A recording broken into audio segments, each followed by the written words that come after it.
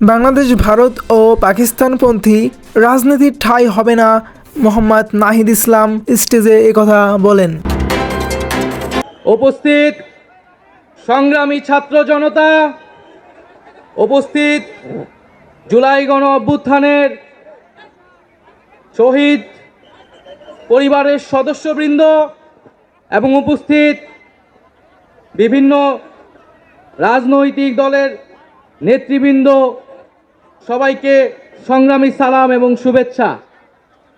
আজকে এক ঐতিহাসিক মুহূর্তে আমরা অবস্থান করছি এখানে, এবং আজকের এই অবস্থান থেকে আমরা আমাদের যে নতুন রাজনৈতিক দল জাতীয় নাগরিক পার্টির ঘোষণা করেছি। প্রিয় বন্ধুগণ, আজকের এই মঞ্চে দাঁড়িয়ে আমরা কেবল সামনের কথা বলতে চাই। আমরা পিছনের ইতিহাসকে অতিক্রম করে একটি সামনের সম্ভাবনার বাংলাদেশের স্বপ্নের কথা বলতে চাই।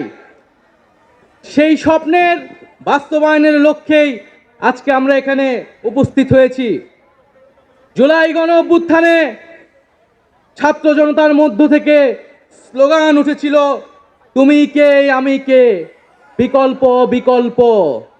আজকে সেই বিকল্পের জায়গা থেকে নতুন রাজনৈতিক দলের আত্মপ্রকাশ ঘটেছে। আমরা মনে করি বাংলাদেশে যে বিভাজনের রাজনীতি তৈরি করে বাংলাদেশের জনগণকে দুর্বল করে রেখে এই রাষ্ট্রকে দুর্বল করে রাখার যে ষড়যন্ত্র তৈরি হয়েছিল, সেই ষড়যন্ত্র আমরা জুলাই গণ অভ্যুত্থানে সকলের ঐক্যের মাধ্যমে ভেঙে দিয়েছি। আমরা আজকের এই মঞ্চ থেকে শপথ করতে চাই যে বাংলাদেশকে আর কখনোই বিভাজিত করা যাবে না।